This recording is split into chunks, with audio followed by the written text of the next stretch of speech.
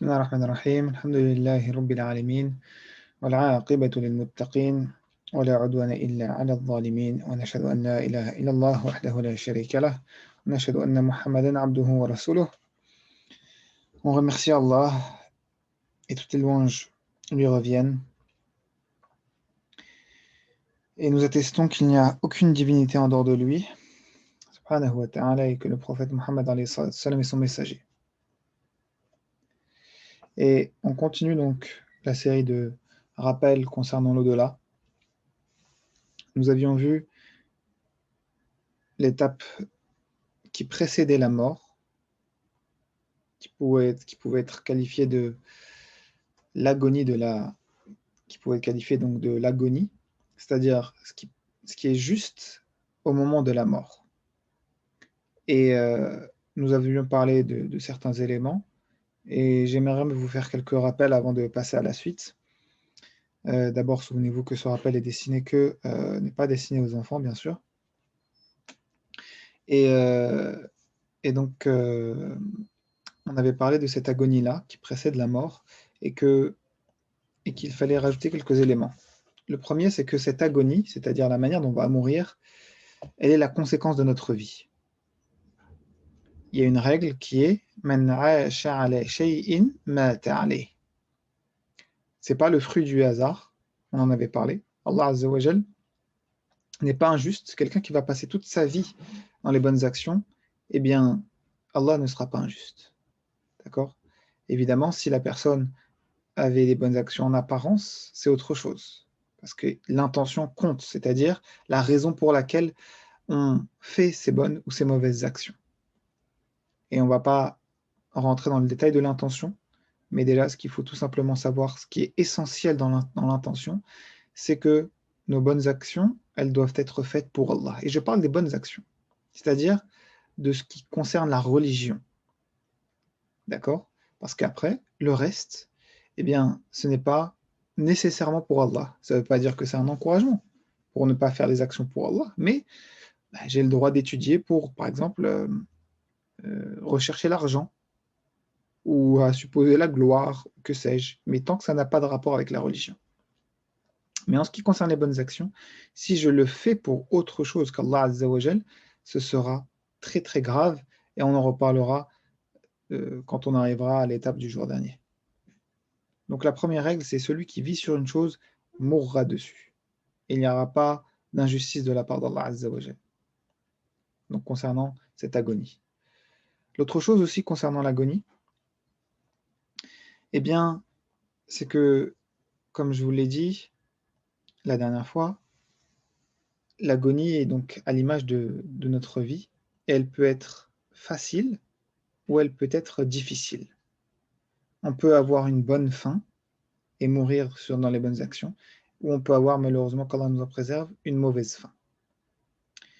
Et donc ça va dépendre de notre vie, ça va dépendre de comment on va orienter nos actions vers Allah Azza wa Jal ou vers autre chose. Et puis, après cette agonie, l'âme va sortir. L'âme va sortir et elle sortira de plusieurs manières possibles. Et on va encore une fois revenir sur la règle des actions. Car si on était accroché à ce bas monde, eh bien l'âme sera accrochée à notre corps. Qu'est-ce que j'entends par accroché à ce bas monde ? Ça ne signifie pas que comment dire, c'est pas une question de richesse, c'est pas une question de biens matériels, c'est une question de qu'est-ce qui était le plus important dans mon cœur. Parce qu'il peut y avoir des personnes qui sont riches, qui ont plein de choses, plein de biens, mais pour qui le bas monde n'a aucune valeur, parce qu'ils savent que c'est qu'un moyen et pas une finalité. Et c'est quoi la différence entre un moyen et une finalité ? Eh bien, c'est comme l'argent. L'argent, normalement, ça ne doit pas être une finalité. Comment ça ? Parce que l'argent, on s'en sert pour acheter des choses. Si jamais on se retrouve sur une île déserte avec des valises pleines d'argent, eh bien cet argent ne nous servira à rien. Parce qu'en lui-même, il n'a pas de valeur. C'est un moyen. Ce n'est pas une finalité, c'est-à-dire quelque chose pour lequel on est censé travailler, ou on est censé agir. C'est pareil pour les biens matériels. Je peux avoir plein de biens si je sais que c'est un moyen. Et ben dans ce cas-là, ça signifie que je ne suis pas accroché à ce bas monde. Mais à l'opposé, il peut même y avoir des personnes qui n'ont pas grand-chose, mais elles sont énormément accrochées à ce bas monde. Parce que, eh bien, ce qui est le plus cher pour eux, c'est ce bas monde. Or, le prophète alayhi salatu wassalam, nous a comparé ce bas monde à un cadavre, à une dépouille, c'est-à-dire à ce qui reste d'un être vivant lorsqu'il est mort. Et il a posé une question à ses compagnons, il leur a dit, en parlant de la dépouille d'un animal mort, il leur a dit, est-ce que quelqu'un veut me l'acheter? Et les compagnons ont dit, mais personne ne te l'achètera. Et même si tu nous le donnais gratuitement, on ne le prendrait pas. Et bien, normalement, ça doit être la valeur de ce bas monde pour nous. Une dépouille. C'est quelque chose qui est déjà mort, en fait. Ce bas monde, il est voué à la mort. Et comme il est voué à la mort, on est censé se rendre compte que ce n'est pas une finalité, qu'on n'est que de passage. Qu'on n'est que de passage. Parce que regardez tous les peuples qui nous ont précédés. Toutes les personnes qui sont venues avant nous. Il y en a eu des milliards. Est-ce qu'il y en a un seul parmi eux qui est éternel? Personne. Même le prophète sallallahu alayhi wa sallam, il n'a pas été éternel. Et par conséquent, c'est la valeur qu'on doit avoir de ce bas monde. Et encore une fois, je répète, ça ne veut pas dire ne pas chercher le confort ou ne pas chercher les biens matériels, ne pas chercher la richesse, mais ça veut dire que, eh bien, ce bas monde, si jamais je perds des choses de ce bas monde, bah, tant pis, ça reviendra. Et d'ailleurs, un de nos pieux prédécesseurs, un jour, eh bien, était bien habillé, et quelqu'un de pauvre l'a questionné, lui a dit, mais normalement, la religion ne te dit pas de délaisser ce bas monde. Et toi, je te vois, tu es habillé avec des habits de personnes qui sont aisées et riches. Il lui a dit non. C'est pas ce qu'elle me demande, la religion. Elle ne me demande pas de tout délaisser. Elle me demande de délaisser dans mon cœur. C'est-à-dire que si demain, eh bien, ces richesses, je dois, pour X ou Y raison, eh bien, les donner ou les vendre ou que sais-je, ben, je le ferai sans difficulté. Ou en tout cas, je le ferai si c'est ce que Allah Azza wa Jal me demande. Et c'est ça, la première étape. Ou à minima, ce que veut dire que le bas monde est dans notre cœur, dans notre main et pas dans notre cœur, c'est que si j'ai le choix entre obéir à Allah ou lui désobéir pour ce bas monde, pour avoir quelque chose comme un téléphone dernier cri, une voiture dernier cri, avoir une grande maison, ou toute chose des habits, ou toute chose que les personnes désirent, si ça doit me faire désobéir à Allah et que je le fais, c'est que j'ai le bas monde dans mon cœur. Et sinon, eh ben, c'est qu'à minimum, à mitma, eh ben, alhamdoulilah, il n'est pas totalement dans mon cœur. Parce qu'après, il y a d'autres niveaux, d'autres étapes. Je peux ne pas désobéir, mais par contre, eh bien, je passe tout mon temps sur ce bas monde et je ne consacre pas du temps pour Allah, pour apprendre ma religion, pour m'avancer et me préparer à l'au-delà. Parce que cette série qu'on est en train de voir ensemble sur l'au-delà, en réalité, normalement, on est tous censés savoir un minimum ce qui se passe. Parce que c'est un voyage. On est tous dans un voyage en ce moment. On est tous dans un voyage. Personne ne va rester dans ce bas monde. Donc c'est comme si on était tous en voyage. Et que la destination, c'est l'au-delà. Sans aucun doute, c'est l'au-delà. Donc si on voit des personnes qui sont en voyage mais qui ne s'y sont pas préparées, il y aura un problème lors de ce voyage-là. Si je vais en voyage mais que je n'ai pas mon passeport, si je vais en voyage mais que je n'ai pas préparé, bien mettons si je vais en voiture une roue de secours, ou si je n'ai pas préparé mes provisions, eh ben, je vais rencontrer de grandes difficultés. Ben, ça va être pareil l'au-delà. Sauf que les provisions, Allah Azza wa Jal, il ne nous demande pas des choses excessives. Il ne demande pas de toujours avoir sur nous certaines choses. Non, il nous demande d'avoir sur nous la piété. Et ça, il n'y a pas besoin de sac, il n'y a pas besoin d'éléments physiques, c'est dans le cœur. Et bien sûr, après, dans les actions.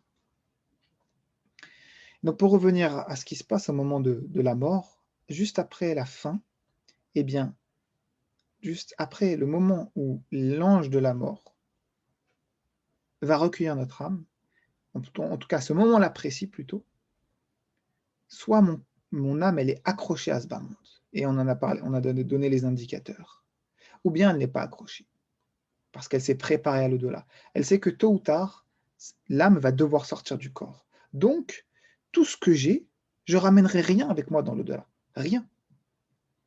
Et en effet, le prophète alayhi salam nous dit que lorsque l'âme de la personne sort du corps, donc lorsqu'elle décède, trois choses la suivent jusqu'à la tombe, mais deux choses partent et une seule chose reste. C'est quoi les trois choses qui la suivent? La première chose, c'est les actions, les bonnes et les mauvaises. La deuxième, eh bien, c'est les biens, c'est les maisons, l'argent. Et la troisième chose, c'est la famille et les amis. Et vous l'aurez compris, la seule chose qui reste avec nous dans la tombe, c'est les bonnes et les mauvaises actions. Même si on nous enterre avec nos biens, eh bien, ils ne seront pas avec nous dans la tombe. Parce qu'ils sont voués à rester dans ce bas monde. Parce que, vous le savez sans doute aussi, regardez Toutankhamon ou plutôt tous les pharaons, de manière générale, qui ont été enterrés avec leurs trésors. Aujourd'hui, une grande partie de ces trésors ont été pillés, volés, parce qu'ils ne peuvent pas rester avec le défunt, avec la personne qui est morte. De la même manière pour les amis et la famille. Ils ne peuvent pas et ils ne resteront pas avec nous. Même si on les laisse, même si la personne, elle meurt par la suite, chacun sera tout seul dans sa tombe. Et donc la seule chose qui reste, c'est les bonnes et les mauvaises actions. Et ainsi, c'est la seule chose qui va nous suivre. Et cette chose-là, eh bien, elle aura déjà des conséquences avant même de nous suivre, donc, à travers la manière dont l'ange de la mort va nous enlever de notre corps, va enlever l'âme de notre corps. Si j'étais préparé, si, eh bien, je savais ce qui m'attendait dans l'au-delà et j'ai fait les actions, c'est pas suffisant de savoir. C'est pas suffisant d'être convaincu dans son cœur. Il y a forcément la deuxième étape de l'action. Allah dit dans Surat Al-Asr, إِلَى الَّذِينَ آمَنُوا وَعَمِلُوا الصَّالِحَاتِ. L'iman, c'est pas suffisant. La foi, c'est pas suffisant. C'est la première étape, sine qua non, obligatoire. Mais l'étape suivante, c'est l'action. Et donc, si on a fait ces actions-là, eh bien, notre âme, elle va sortir très facilement. Et le prophète alayhi salam nous donne l'exemple de l'eau qui est dans une jarre, donc de l'eau qui est par exemple dans une bouteille. Quand vous la versez dans un autre récipient ou ailleurs, vous la versez de cette bouteille-là, il n'y a aucune friction. Elle glisse. Eh bien, ce sera pareil pour l'âme du croyant. Parce qu'il sait que ce bas monde, il n'a absolument aucune valeur. Un peu comme si vous étiez en train de jouer à un jeu vidéo. Un jeu vidéo qui représente ce bas monde. Avant, il y avait un jeu qui s'appelait les Sims. Aujourd'hui, il y a GTA ou des jeux qui ressemblent à ça, où on est dans ce bas monde. Ça ressemble et tout est reproduit pour ressembler à, à notre vie. Si jamais vous mourrez dans le jeu, bah, vous savez que voilà, c'est un jeu et point final. Bah là, ça doit être pareil, mais pour ce bas monde. Alors évidemment, avec la mesure qu'il y a, c'est-à-dire que la vie est sacrée, que eh bien, on doit pas, on doit faire attention à justement tout ce qui, toutes les règles qu'on reverra au fur et à mesure, le comportement. On doit donc faire attention à la responsabilité, à l'amana qu'Allah nous confie. Donc c'est pas un jeu non plus. Mais si jamais Allah a décidé de nous rappeler à lui, c'est-à-dire que notre heure était arrivée, eh bien on l'accepte. Et notre âme, elle sortira bi'idnillah qu'Allah nous écrive parmi ceux-là, elle sortira très facilement. Par contre, si on n'y était pas préparé, ou bien si on le savait, mais que, eh bien, on n'a pas fait les actions qu'il fallait, notre âme, elle va s'accrocher. S'accrocher, le prophète nous donne l'exemple, eh bien, de la pelote de laine dans laquelle on fait rentrer une tige de fer mouillée. Quand elle ressort, toute la laine se reste accrochée dessus. Et si vous voulez un exemple plus parlant, en ce qui vous concerne, eh bien c'est le scratch. C'est comme si notre corps, c'était une partie du scratch. Excusez-moi, alhamdoulilah. C'est comme si notre corps, c'était une partie du scratch, et l'âme, c'était la deuxième partie. Et bien quand on essaie de le décrocher, c'est très dur. C'est très très dur. C'est ce qui se passe pour la personne qui ne s'est pas préparée. Son âme va sortir avec une douleur atroce, qu'Allah nous en préserve. Parce qu'elle essaiera de fuir. Elle se rendra compte à ce moment-là que, eh bien, oui, il y a l'ange de la mort. Les anges sont là. Et donc, elle va voir de ses propres yeux, et elle va comprendre tout ce qui l'attend. Tout ce pourquoi elle ne s'est pas préparée. Et ça va être très très dur. Parce que ça, c'est que la première étape.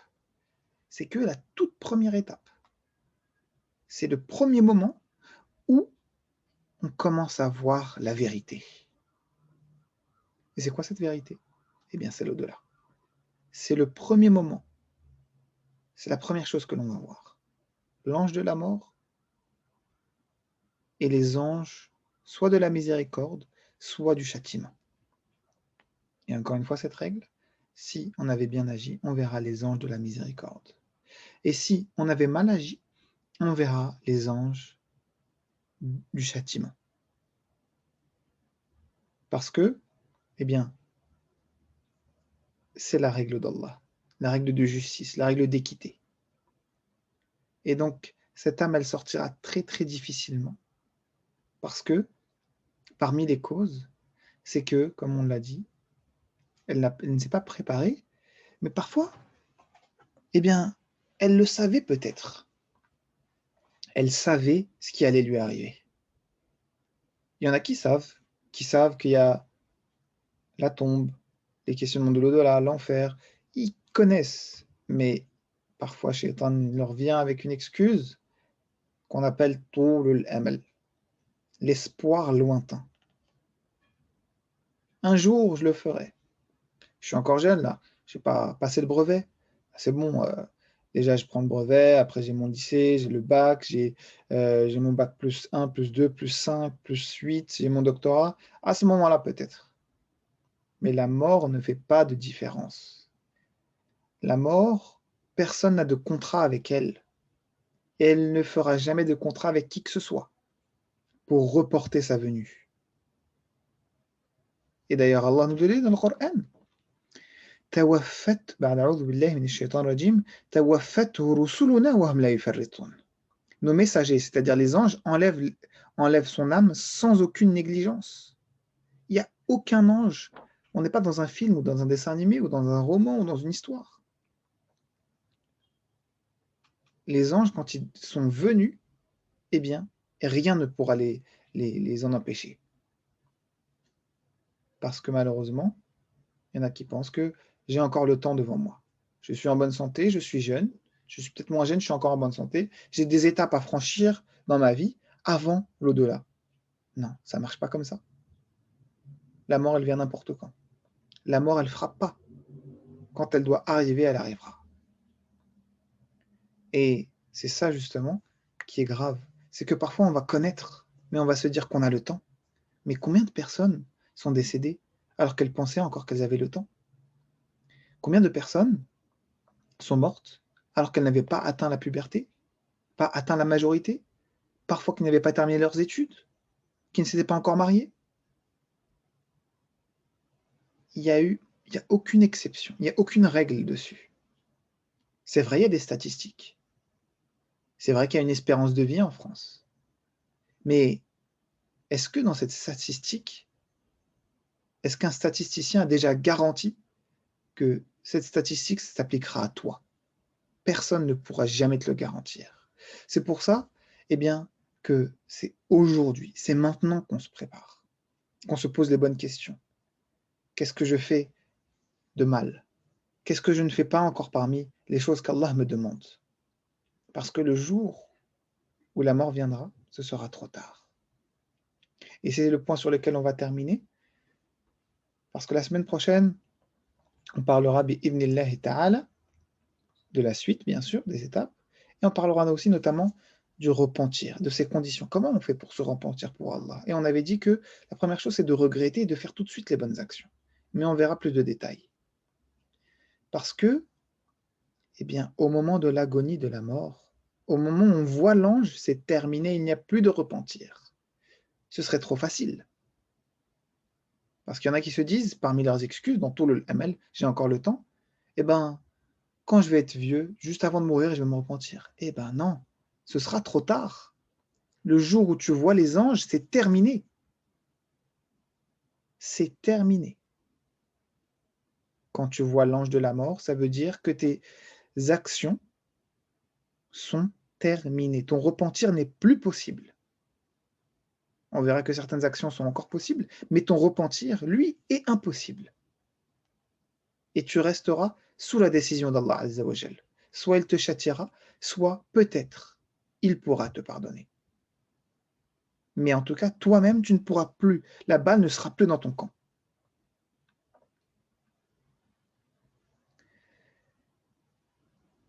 Et donc, eh bien, c'est pour cela qu'on se prépare. C'est pour ça qu'on doit agir. C'est pour ce jour-là. Le jour où, eh bien, ce qui était invisible deviendra visible. Le jour où on verra l'ange de la mort et on verra les anges qui sont avec lui. Parce que le prophète alayhi salam dit aussi que Ruh, l'âme, lorsque elle est enlevée par l'ange de la mort, eh bien, les yeux du corps suivent cette âme-là.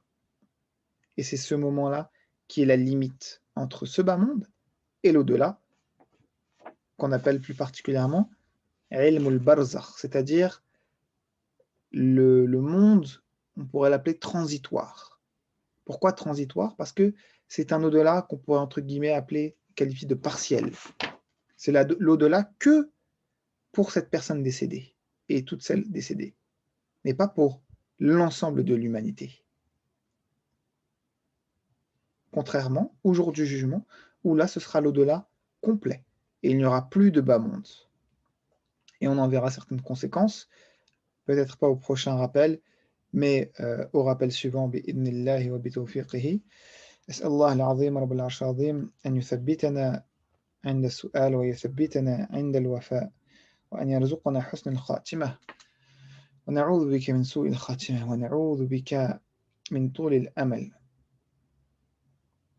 On demande à Allah subhanahu wa ta'ala qu'il nous octroie la bonne mort, qu'il nous préserve de la mauvaise mort et qu'il nous préserve eh bien, de cet espoir lointain qui nous fait repousser les bonnes actions.